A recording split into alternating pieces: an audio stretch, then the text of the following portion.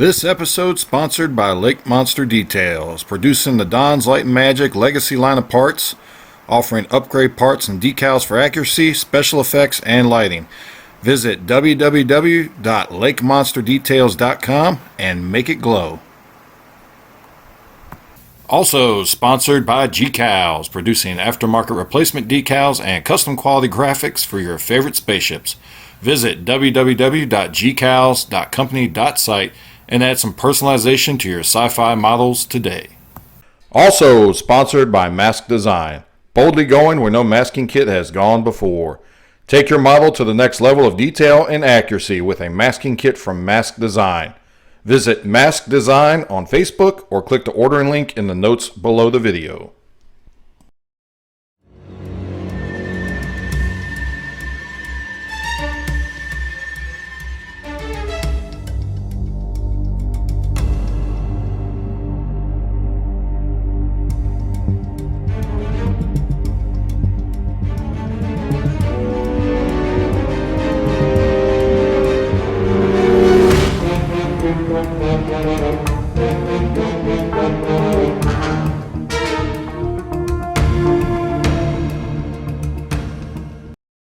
Hey, what's up, fellow modelers? Will here. Welcome to the Engine's Chair. This episode, we are going to continue the work on the Klingon Kronos 1. And I do have a couple of little inaccuracies or mistakes I need to clear up, so I'm going to get those cleared up. And I have, at the end of this video, started on the painting for the masking for the Aztec, well, not the Aztecs, but the masking that's going to be used for Mask Design for this model. So stay with me. Without further ado, give me a minute. I'll put you on the bench. We'll get to work. Today is a good day to build. So I've had a couple things work out today. I have had my masks, Kit 12 from Mask Design from Gary, came in today. So we have that, and I was also just waiting on some paint that I had to one of the ceramic coat colors I had to mail order because I could not find it, and Hobby Lobby stopped carrying ceramic coat, so I ordered it. That came in today as well, so now I have all of my paints. I am ready to start painting this. I've almost got this pretty much nailed down. We do have a couple seams, a little bit of seam work. The seams are pretty tight on this. I'll give Polar Lights Round 2 credit for that. They did an excellent job on the seams on this kit, which is pretty much the Katinga kit. So the seams will be the same on that one. But these are really tight seams, just a little bit of putty. I used my perfect plastic putty on the front here because if I'm getting too close to any of these details, hindsight, I would have waited to put these two top panels on at least until I did the seam work. But that's okay, because with the perfect plastic putty, I can actually come with a Q-tip and clean this up mostly, and then do some light sanding, and not really, shouldn't have to worry about messing up those panels at all. But so I've got the perfect plastic putty on the front. I've got my usual Bondo glazing and spot putty. I've had this tube for a couple years. It lasts a really long time. But I did that on the sides because I just wanted something with a little more fillability, I guess. It's a word. I don't know if that's a real word, but I just wanted something in here a little more substantial than the perfect plastic putty. The perfect plastic putty is great for small seams where there's very small panel lines such as this one. And don't get me wrong, the sides weren't, these sides where I used Bondo weren't very big either, but there were a couple little gaps in there I wanted to fill in. As far as the back, I've got that together. Not a whole lot to worry about with seams back here, but I will still probably use a little perfect plastic putty on these seams because there are slight seams on it. It's pretty tight together. I've got a couple spots where a little bit of glue oozed out, so I need to clean that up anyway. So I might as well go ahead and use some perfect plastic putty here, get those seams filled in, and then come back over and sand it along those seams. Same thing for this part here. Not a whole lot as far as the seams, not very tight seams again, so not a whole lot to work on there. I'll finish this in place, but I want to redo this photon torpedo tube because I noticed it looked like some glue got into my lens here and has settled in there, and it's messing up that photon effect. So I'm going to pull that out and probably use one of the other, excuse me, they sent this one piece here that is an add-on, and it's for the rear firing torpedo, which I'm not sure why they sent a specific piece, because I don't recall there ever being a good shot or images of the rear firing photon on the Kronos 1, because remember, these parts are all add-ons. As far as I know, these are all add-ons for the Kronos 1. These are original Katinga parts, and then they added on this tree for the Kronos 1, because these are all nacelle lighting parts here. But so I'm not sure why they added this part on and why they made it any different than that part, because I'm not aware of any photographs of the rear firing, because that rear firing torpedo, photon torpedo tube, was actually a mounting rod point for the filming miniature. So I've got that, so I'm gonna go ahead and paint this up and use that part, because it's easier to just go ahead and use that part than to try to clean that. First of all, I don't know if I'm gonna I don't know if I'll be able to get this part out in one piece, because I did use a good amount of glue on it, but we'll see. If I can pry it out and clean it up, then I'll just keep this one. But no big deal, no big loss there. But I got to work on that. So I've got those seams to work on. I did want to point out one other thing, though, that I just don't get it. It's I already talked about the issue with them not changing the bulkhead in the front here, the panels on that, for the Kronos 1, and it just doesn't make any sense to me. But the other issue I have too is that the lighting kit already pointed out one set of lights that they've got in here that you don't need, which is this E that goes in the wings. I'm pretty sure is meant to light the windows in the front, which you don't have on the Kronos 1. So I'm pointing that out, but then I also realized they've got this G wire in here, and they've actually shown the lighting ports on the wing, the tops of the wings on the Katinga. These aren't on the Kronos 1. There's no place for you to put these bulbs because these pieces are different, and these lay like flush against the hole there. So there's a hole there to put the light bulb in, but you can't put it in because it's too shallow now because of the different panels. These aren't, you don't have these lights on the Kronos 1. So you can omit light G, which it just doesn't make any sense to me. It's like, I understand if they want to use the same lighting kit for both models, but they should at least put instructions on here that says Katinga only or Kronos 1 only, a little label next to the letter label, and maybe put a little note down below it, that says Katinga only, because you only need those two wires for the Katinga. You don't use them for the Kronos 1.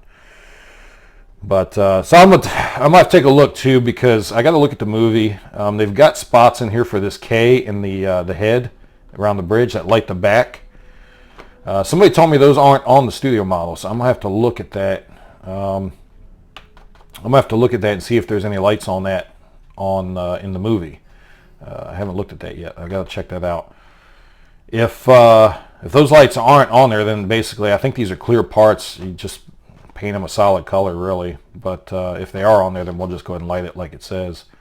If they're not on there, I'll paint these solid colors and just omit K as well. But I'm gonna look at the movie, see if I can tell whether or not there are spotlights on the back of the bridge that light up basically the back half of the head there and the neck. I believe is what they light up. I may leave them on there anyway. I don't know, but I got to check that. But definitely E and G you can omit. They don't serve a purpose on the Kronos 1. And like I said, I wish they. I looked. I didn't see any note on here anywhere. If they had a note, I would expect it to be over here, closer to where you're gonna be looking for this. But I don't see anything on here about omitting those for the Kronos 1. But it's almost like they thought the lighting kit was too easy, so they threw you some curveballs to make it a little bit more confusing or difficult. Because the other thing is too, one more thing. I got a whole nother, I don't know if this is supposed to be this way or if anybody else got this. I got a whole nother set of lights. I got double lights. So I had 2 bundles of lights in my kit. Let me know below if you've gotten this kit, if you got 2 bundles of lights as well, because I'm looking at this, I'm like, all right, well, these are the exact same wires as these lights. I don't need, and then I started going through, I'm like, oh, this is a whole nother set of wires. So they don't really serve a purpose unless they purposely put those in there in case you get a bad set, or maybe if something blows out, I don't know. But anyway, it would have been really cool if I ended up with a second free board as well, but that didn't happen. So I've got an extra set of lights that I'm not going to use for anything that I can think of at the moment. I know I have a Katinga lighting kit, and I tried looking for it, and I cannot find it, but I know I've got one somewhere because I bought one to go with my Katinga model that's sitting over on the shelf now. So I am going to, what I'm going to do is work on these seams now that I've got puttied. I'm going to putty these back seams and get that all cleaned up and taken care of. And although I've got all the stuff I need to start painting, I don't want to start painting yet. I want to get the neck and the head done and ready to paint as well on this. And I may go ahead and start painting then, or I may go ahead and get because the nacelles we don't need to worry about till we go to start painting them, because there's an area we're going to need to paint and then mask over it before we can close them up and all that. So we'll do the nacelles when we get to that point of painting. But I do want to at least get the neck and the head ready to go, and then possibly back here where we've got the manifold, I think is what they call this, and the shuttle bay, which is on the back, which you never see, but it's there. So I'm going to work on getting this done, and then we'll come back and we will look at starting on the neck and the head assembly. All right, guys, so I got to make a correction real quick before we move on. So I had talked about how these instructions were showing lights that you don't need. Well, that's because, unobservant of me, it says Katinga in the bottom right corner on this side, and Kronos 1 in the bottom right corner on this side. I was surprised nobody called me out on that, because yeah, I overlooked that. I totally didn't notice that. I just assumed that this, because the box art is all themed for Star Trek 6, I assumed this was all for the Kronos 1, even though I figured they probably wanted to be able to use this kit for both. I didn't notice that it said that separate instructions on the bottom, and it says on here too, lighting kit for Klingon, Katinga, or Kronos 1. And I did mention that they only have artwork on the back. It's all of the Katinga except for this nacelle up here that's lit. So my apologies, my correction. If I make a mistake, I told you I'd like to admit it. But yeah, so that is not wrong on the instructions. You just got to use the correct set of instructions. But there is something wrong with these instructions I'm going to mention here in a second, but we got to get this bottom bulb together first. So let me work on getting this assembled. They want you to use this as a jig. This bottom, well, yeah, the bottom part, because the bridge is going to be on this side. So they want you to use this as a jig. So basically you put these parts in place and glue them in together that way. That way they're fitting together properly. So give me a minute and we'll come back. All right, so I've got this lower section all glued together and in place. They don't want you to glue it to this bottom part yet, so you shouldn't glue it yet. They just want you to use it as a jig to put it together. So I'm going to leave it in there for now, though, because it'll help with the next step. We've got to glue in all these window panels around the top side here. Well, the top as I'm looking at it. It's actually going to be the bottom because the bridge sits up here. But so there is one major snafu with these instructions, though, for the Kronos 1. For some odd reason, and I don't know why, they have flopped these part numbers over. So when you look at the instructions, looking at it this way, they want you to install, grab my pointer because I like using my pointer here, the windows in clockwise order. They want you to install it 40, 39, 38, 37. That's incorrect. And I went back and pulled out my instructions for the Katinga, and in the Katinga they are correct. Why they changed it, I don't know, but this is incorrect. These are the correct parts to use for this installation. You want to go clockwise, you want to go 37, 38, 39, 40. So you want to go up in numbers as you go clockwise when you install these. So I've got all my parts ready. I just wanted to point out though, be careful of that, because I actually got ready to start installing these, and I'm looking at it and notice that when you put this part in place, if you install it the way they tell you to, you're going to end up with that corner looking like that, and that's not right. It's not going to fit on the other part if you do that. It needs to be on this side like this, so that you have that curve in it. So just wanted to mention that if you're following these instructions for the Kronos one. I don't know if they've updated these, if they've caught this or not and updated the instructions or what. But mine are wrong. So just be aware of that. If you've got these, take a look at them, make sure that the parts that you are getting ready to put in are fitting properly. But I'm going to go ahead and get these window parts installed, and we'll come back and see where we're at. All right, so I've got the neck and the lower section of the bulb done here, and it's all primed and ready to paint. So I'm going to start working on these. So once you get those windows, and I was saying there wasn't an issue, once you get them in, you can do some sanding to it, and they'll sit right in place. Now I did have one mistake that I've got to admit to. When I had my Katinga parts out, and when I was looking at it, I was kind of checking them out and seeing how they matched up, and I didn't think this top part of the neck was any different between the Katinga and the Kronos. I didn't really look at it. I just didn't think they made any changes. Well, it's different. It's a little different. They actually, looks like they redid the mold on this, redid a whole new part for this top part of the neck.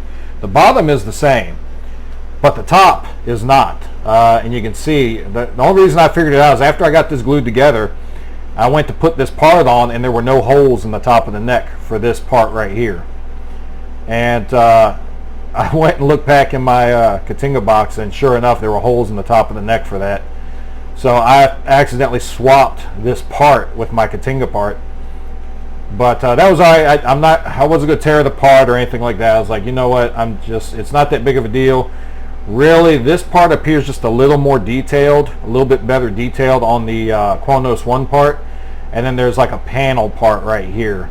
And other than that, it's all the same. So I mean, the decals are going to fit fine on this for the Kronos, because that part there hasn't changed. And, or not the decals, but the masks. So I'm not worried about it. It's not worth it to me for that one little piece. If I want to do a little 3D part to add on there to correct that missing little part, I can do that easily since I've got my 3D printer. But it's not worth it to me to tear this back apart for that, because I've already got it all glued together, and it just didn't make any sense to tear it apart. So I'm just going to go with it. Like I said, if I want to add that little piece later, I'll look at it. It's a really small piece, so I'm not too worried about it. But this is ready to go. This is all primed, so I'm ready to start painting this. I do have the top section together. I am not going to glue the bridge. This is not glued in. I'm not going to do that till after I paint it, because I think this part's going to be easier to paint off of the bridge than to have it on there and try to paint it. So I'm going to paint that separately, and I'm going to paint the cap separately as well. But I've still got there's some modifications I got to make to this, and I'll talk about in the next video. I haven't glued this to the bottom to lower part yet, because there is a decision you have to make. So the original Katinga and this model both come with these parts here. Let me fix this focus a little bit. Come with these parts here, and they go on the sides. I haven't looked exactly. I think they go like this, something like this. But they go on the side of the bridge part here. And what they did was they included clear parts that are the same. They included clear parts. And that's because when you look at the Kronos 1 in Star Trek 6, there is light coming from these. I can't tell exactly how, but they are lit to some extent, because you do see light coming from these on the side. So I'm going to have to look at that. You can either forego that and just use the Katinga part, Or if you want the light to come out like it is in Star Trek 6, and you don't really get a good look at these, so you can tell there's light coming from, but not exactly how. So if I do light this, which I probably will, but I got to figure out how I want this to light because there's no clear view of how this is lit. I'll go back and look at Star Trek 6 again, but I didn't see where you got a real good view of this and how that was lit. But that's a decision you got to make, whether you want to use the clear part or just use the regular kit parts that come with it. I haven't made that decision yet, which is why I haven't glued this in. I've still got to do this part on the front here. I've got to get that in place. But I'm not too worried about painting this anytime soon. My main concerns are this. And I have put on my first coat of paint for the red. And it's a nice kind of dulled red, I guess you could say. Some people might refer to it as pink. It depends on your, how you see colors. Personally, it's not quite pinkish to me. It's kind of like a really washed out red. But I like it. I think the color mixture is really good. I think it's going to look really nice. I think, from my eyesight, it looks pretty dead on. But I'm going to, one thing I would recommend when you do this, double the amount that Gary recommends for the paint, because I almost started to run out, and actually this looks a little duller over here than over here, so I may have to mix some more and put another coat over here. But what I don't mind the underside if it's not quite the same tone as this, but what I don't want is to have this side painted one tone and then have to mix more paint and then this side come out. So I'm going to have to mix some more paint, and I'm going to make a double the amounts that Gary recommends, because that way I've got to make sure I've got enough, and then if I want to, I can save that paint, label it top side red. That way I know if I need to touch something up or that it's the same shade. But like I said, I'm not too worried about the underside being a slight, but what I don't want is the top being two different shades. So I'm going to get that done, but what I'm going to start working on is getting this painted up. I'm not going to break that down. Gary has got some nice paint videos on there, and I will say that a lot of the paints, some of the paints were hard to find.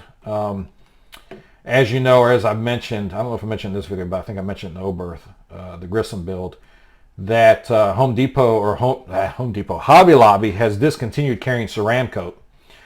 Now, fortunately, I already had one of the Ceramcoat paints. I had this brown iron oxide already, and I'm not going to tell you all the paint colors, and I'm definitely not going to share the mixes on here. So if you're watching these videos hoping I'll share the mixes, I'm not going to. That's a proprietary thing for Gary. But some of these colors I do need to mention because you do need some alternates for it. And this brown iron oxide is one if you can't find it. Sometimes you can mail order it from some places, but at Walmart, and somebody mentioned this, and I'm sorry I don't remember who it was. I tried to look back through some of the threads on Facebook to see who it was that mentioned this. But Walmart does have this Apple Barrel brand, and they do have a brown iron or a brown oxide. Now, it's not exactly the same as the Ceramcoat brown iron oxide. It's actually a little bit lighter. It's like a shade or two lighter. But trust me, when you're mixing paints, it's close enough. If you were just using this by itself and this by itself, you would be able to tell the difference, but I don't think you're really going to tell the difference with the mixing paints. So if you can't get the Ceramcoat brown iron oxide, you can go to Walmart and pick up this Apple Barrel brown oxide. It's a matte paint, so it'll definitely work. So I just wanted to say that. Other than that, all the other paints I was able to get. The red that you use for this red, I had to mail order because, well, no, I'm sorry. I did have to go to a different Michael's to get it, and I got that. And all the other paints I pretty much picked up at either Michael's or Hobby Lobby with no issues. I did have to also mail order the Dolphin color in the Ceramcoat because, again, Hobby Lobby stopped carrying Ceramcoat, so I had to go get that. So I've got all the exact paints that Gary recommends for this, and I actually bought two of all, so I made sure that if I build more of these, I've got those paints already. I recommend you do that as well, and if you have to mail order them, it usually makes sense just to order two because the shipping's just not going to be worth it. But I just wanted to put that out there, and I'm pretty much going to wrap this one up here because I'm going to start doing this painting, and it's going to be a little bit before I put another update out because I want to get some of this painting done. And there's not a whole lot for me to tell you in the painting. Just watch Gary's videos. That's pretty much what I'm going to be going by, Gary's videos and the guidebook that come with the masking set. So I'm going to start getting that painted up. I will put out videos with a couple of updates as far as how the painting's coming along. I won't put out many videos, but I'll get a couple steps done, and then I'll put out another video. That way you can see how this is shaping up. But anyway, guys, thank you everybody for watching these videos. I appreciate all the new subscribers. Again, please, if you haven't hit that subscribe button and you get any use out of these videos, please consider hitting that subscribe button down below. It costs you nothing, but it helps me out tremendously, and I appreciate it. Shout out to all my sponsors, Gus over at GCals, Gary over at Mask Design, and Cass over at Lake Monster Details. The links for all of their wares, I guess you could say, their decals, Gus's decals, Gary's masks, and Cass's details that he offers, supplemental details that he offers for things. All those links are always in the notes below, so please give them a visit and show them some love. Again, guys, thank you for watching. Till next time, keep modeling.